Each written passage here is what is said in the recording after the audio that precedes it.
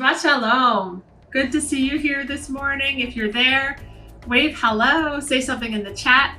Let me know you're here. I would love to know who's watching, and if you're trying out the soups, please do let me know. I'm really curious how it's going. This morning we're going to make a classic, just very simple chicken soup. So I'm going to put the onions in the pot. Got the onions, and now we're gonna do the celery, carrots, chicken. I usually wouldn't put in purple onions, but for today, that's what we got. That's what we'll use. In goes the water. I put the chicken in already, and next will come the sun-dried tomatoes, dill, bouillons, good to go. I put a lot of dill in, tons of it. There we go. So I love dill. You might not love it as much as I do, and you might not love it at all. In which case, leave it out. It's as simple as that. You can't really mess up chicken soup. It's just so, kind of goes with so many different things. It's very forgiving. So while our cozy, simple chicken soup is cooking and simmering, a story. There was a boy who had a dream. It was a very vivid dream. It felt real. He dreamt that there was a giant mountain in front of him, and there was thunder, and lightning pointing to the center of the mountain, the top. And he was able to somehow see what was on the top of the mountain in his dream, and he saw that it was an egg. He couldn't see what kind of egg. It was far away, and he sort of had a vision of it. But once the thunder stopped, the egg began to roll down the mountain and right into his hands, as this was a dream. And he held the egg, he looked at it, and it didn't look like any egg he had seen before. He was a boy growing up on a farm. He knew a lot about eggs, and they had a chicken coop and everything, but he had never seen this kind of egg before, and he didn't know what to do with it. So he looked at it very carefully in his hands, and he took it with him into his room, and he kept it there as he thought, what should I do with this egg? Well, the next morning he decided the best thing he could do was to put it with other birds. So he took it to the chicken coop and placed the egg in the area where there were some chickens that were tending to their own eggs. And lo and behold, the chickens took it in as if it was their own and tended to it. And before you knew it, the egg cracked and opened, and out came a tiny little bird. But it was unclear what kind of bird this was. Time went on, and the days went on, and the chickens acted as if that little bird was their very own. And one day, this bird grew into what was obviously an eagle.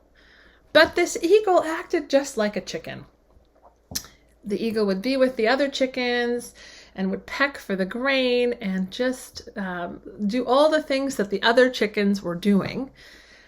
When one day, a giant eagle flew overhead, and all the chickens looked up and gasped. They couldn't believe its glorious wings in the sky and how beautiful it was. It looked like it was just, able to go anywhere, this beautiful, beautiful eagle. And still the eagle did not recognize that looked just like him, and instead thought that he was a chicken. He did not realize he could fly. He never tried. And he stayed cozy, but in one place with the other chickens.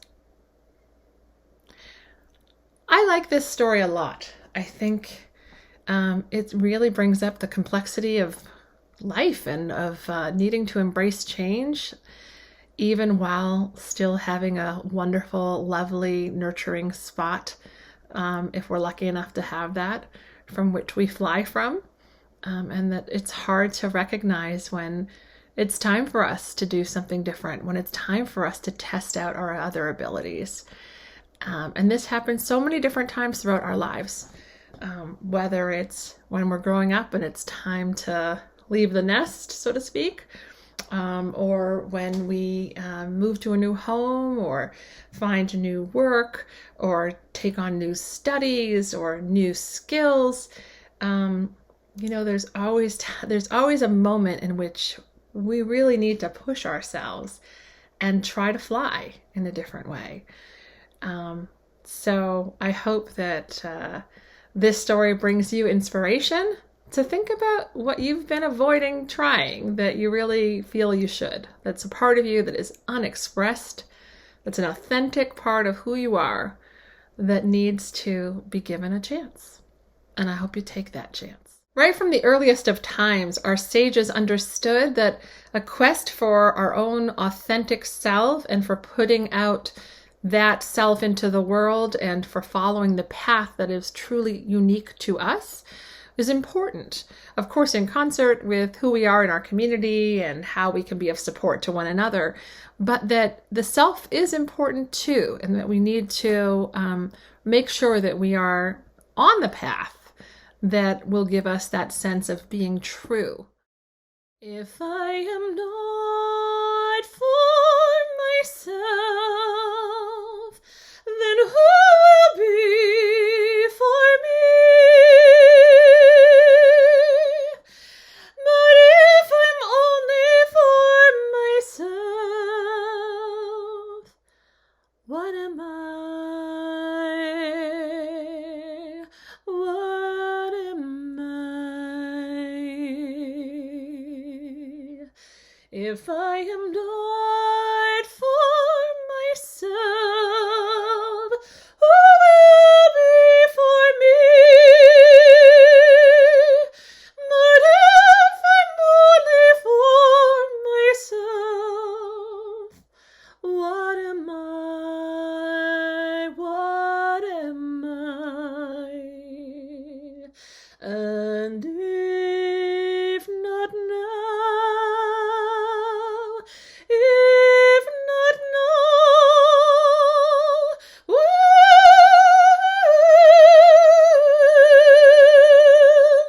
If not now, if not now, when?